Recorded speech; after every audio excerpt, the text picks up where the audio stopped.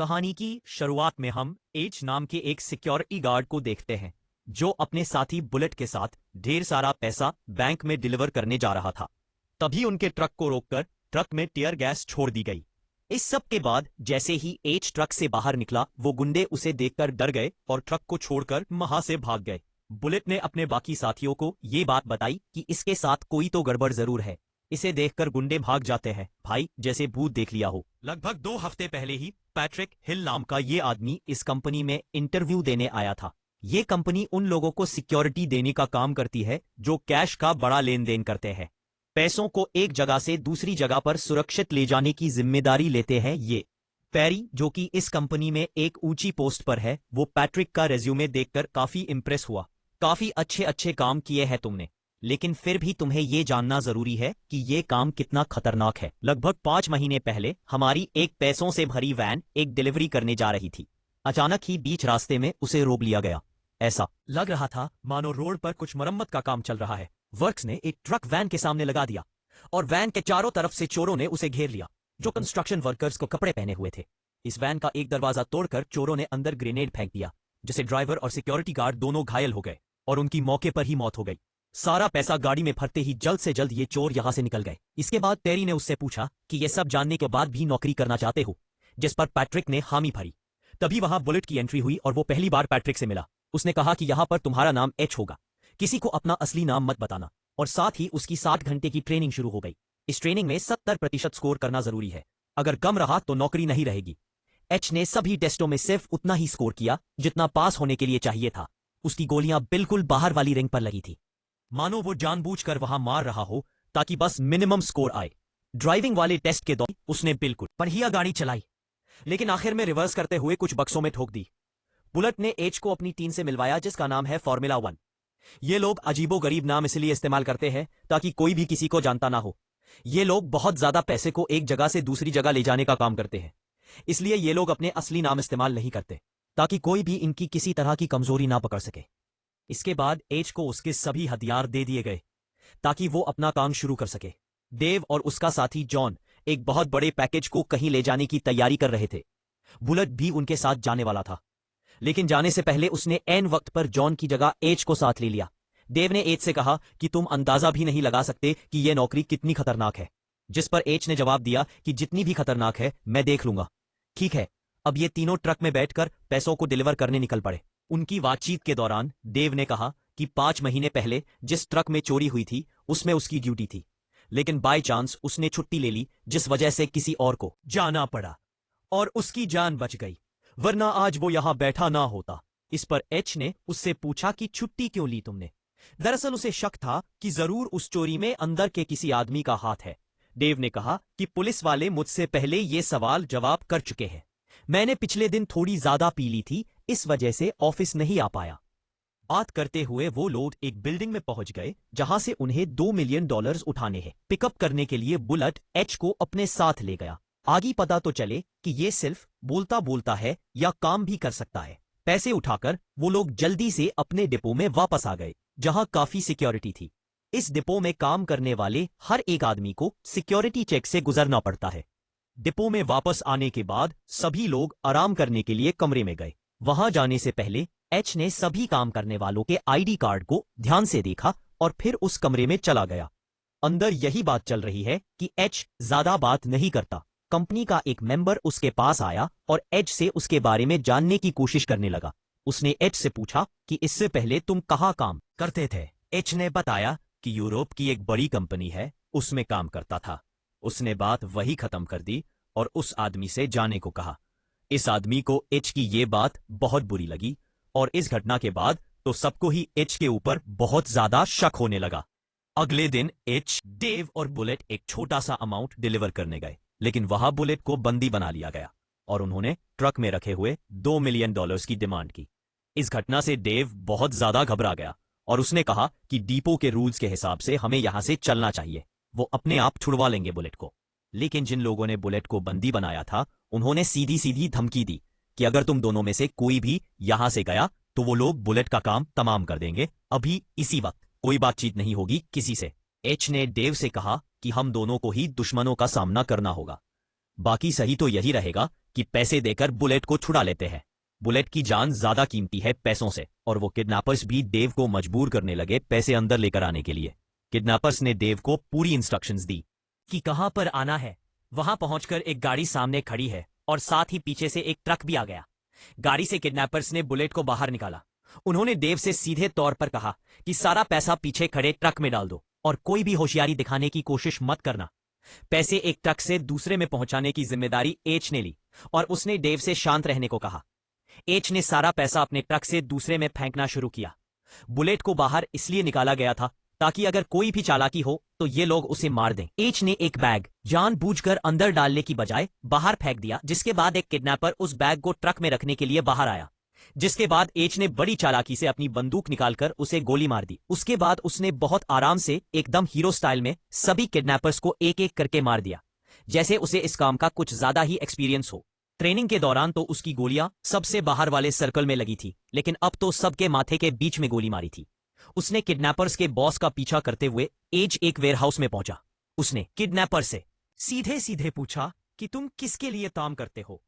वह आदमी कोई सीधा जवाब नहीं दे रहा था, जिससे खिसकर एच ने उसे सीधी गोली मार दी। बुलेट और डेव पीछे से आए और ये देखकर दंग रह गई कि किस तरह एच ने पूरी गैंग्स का सफाया कर दिया, वो भी अकेले।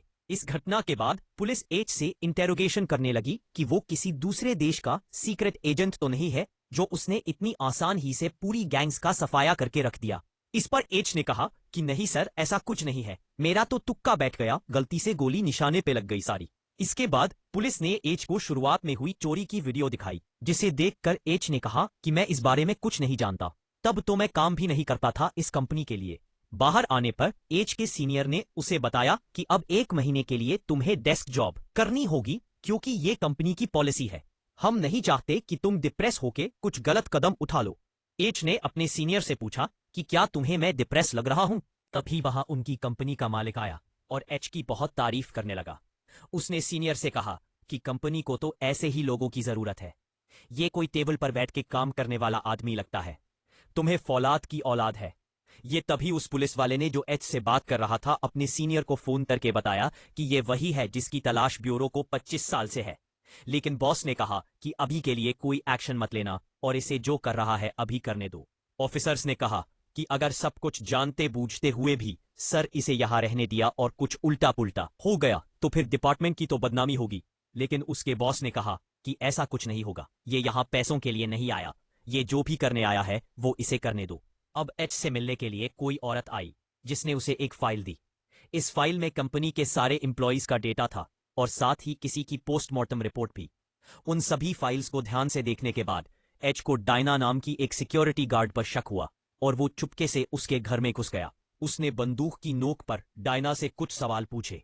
उसने डायना के घर पर रखे हुए कैश को देखकर पूछा कि इतने पैसे कहां से आए तुम्हारे पास। डायना ने ये पैसे एक शराब की दुकान से चुराए थे ताकि रिटायर होने के बाद ये पैसे उसके काम आ सके। डायना ने बताया कि मैंने अपनी जिंदगी में पहली और आखिरी बार ऐसा कुछ किया है। इसके बाद एच ने उससे पूछा कि अगर तुम्हें कुछ भी पता है तो बता दो, वरना अगर मुझे बाद में पता चला तो ठीक नहीं होगा तुम्हारे लिए। जिस पर डायना ने मना कर दिया कि मुझे कुछ नहीं पता, और एच ने भी उसे बस चेतावनी देकर छोड़ दिया। इसके बाद हम समय में 5 महीने पीछे जाते हैं। एच अपने बेटे डग्गी के साथ कहीं जा रहा था, तभी उसे एक आदमी का फोन आया जिसका नाम है माइक।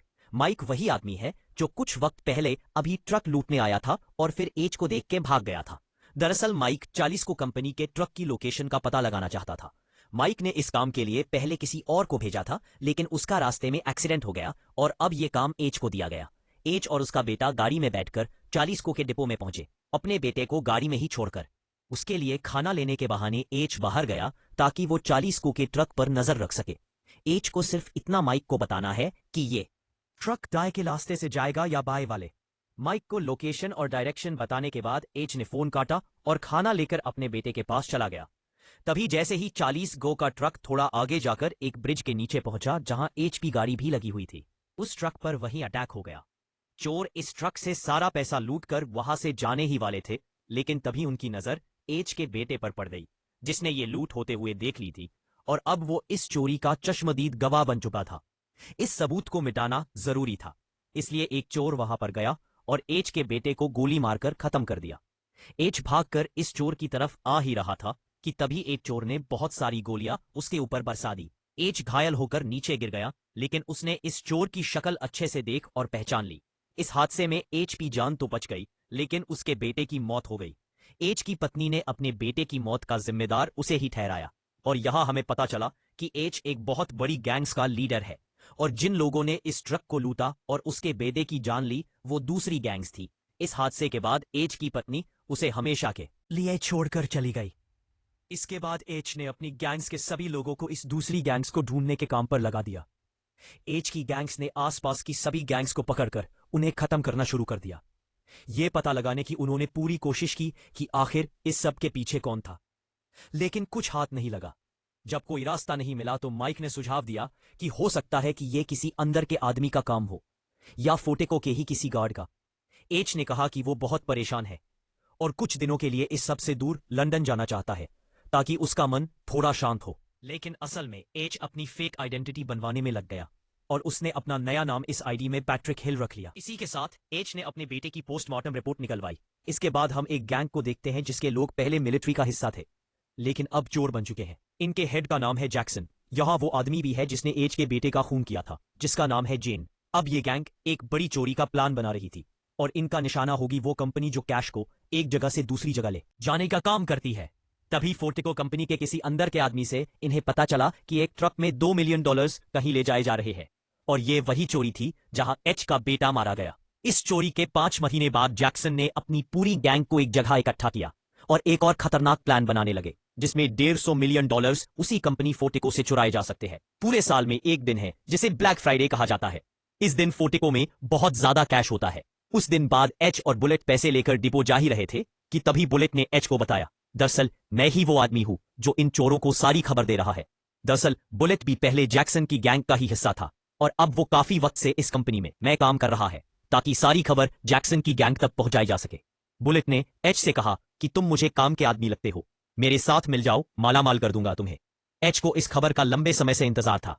एच उसका साथ देने के लिए तुरंत तैयार हो गया। बुलेट ने ट्रक को एक सीक्रेट जगह पर लगा दिया जहां से आगे का प्लान पूरा किया जा सके। यहां कुछ चोर उनके साथ उनके ट्रक में चुप कर बैठ गए। इसके बाद एच और बुलेट ट्रक को लेकर डिपो आ गए। अब ये चोर तुरंत डिपो के अंदर आए और ट्रक से बाहर निकलते ही वहां जितने भी सिक्योरिटी गार्ड और ऑफिसर्स हैं उन सबको बंदी बना लिया। लेकिन इस सब के बीच एक गार्ड ने सिक्योरिटी अलार्म बजा दिया था, ताकि पुलिस को पता चल जाए कि डिपो के अंदर चोरी हो रही है। अलार्म बजने से अब पुलिस डिपो जरूर आएगी। मौका देखते ही बाकी सिक्योरिटी गार्ड्स ने इन लोगों पर हमला कर दिया, लेकिन जैक्सन की गैंग जल्दी ही उन सब पर हावी हो गई। जैक्सन की गैंग ने बुलेट प्रूफ जैकेट्स पहनी हुई थी। एच को पहले ही बंदी बनाकर अलग रख दिया गया था। मौका देखते ही एच ने इन चोरों पर हमला कर दिया और उनका बुलेट प्रूफ आर्मर पहन लिया। अब वो इन्हीं के कपड़ों में गैंग का मेंबर बन के बाहर आया। साथ ही वहां बुलेट ने अपना असली चेहरा दिखाया और जल्दी से डेव और डायना को जान से मार दिया।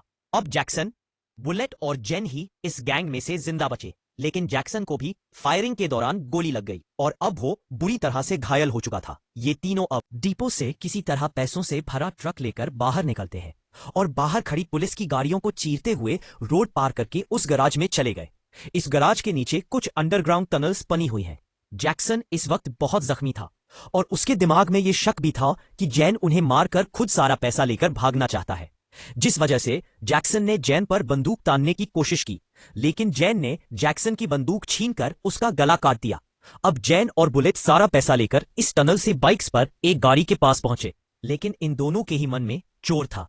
इससे पहले कि बुलेट अपनी बंदूक निकालकर जैन को मारता, जैन ने पहले ही बुलेट को गोली मार दी और सारा पैसा लेकर इस टनल के जरिए जैन सही सलामत वहां से निकल गया और अब उसे लग रहा था कि वो आजाद हो चुका है। जैन अब अपने फ्लैट पर आराम कर रहा था। जैसे ही वो बाथरूम से निकलकर पॉबल के करीब आया, तभी वहां एक फोन बजने लगा, जो कि इन पैसों से भरे हुए बैग्स के बीच में पड़ा था। जैसे ही जैन ने फोन उठाया, अब उसे पता चला कि एच भी वही उसके घर पर आ। ये एच का प्लान था ताकि वो जैन की लोकेशन का पता लगा सके। एच ने उसे बताया कि जिसे तूने मारा था ना उस दिन, उस बच्चे को, वो मेरा बेटा था। उसने उसे अपने बेटे की पोस्टमार्टम रिपोर्ट दिखाई, जिसमें लिखा था कि इंटरनल ऑर्गन्स में गोली लगने की वजह से उसके बेटे की मौत हुई है। और फिर एच ने जैन को भी ठीक उसी तरह मारा जैसे उसने डगी को मारा था। और फिर एच ने जैन को भी ठीक उसी तरह मारा जैसे उसने डगी को मारा था। उसके बाद एच बाहर आया, जहां एक FBI चीफ उसका इंटरव्यू कर रहा था।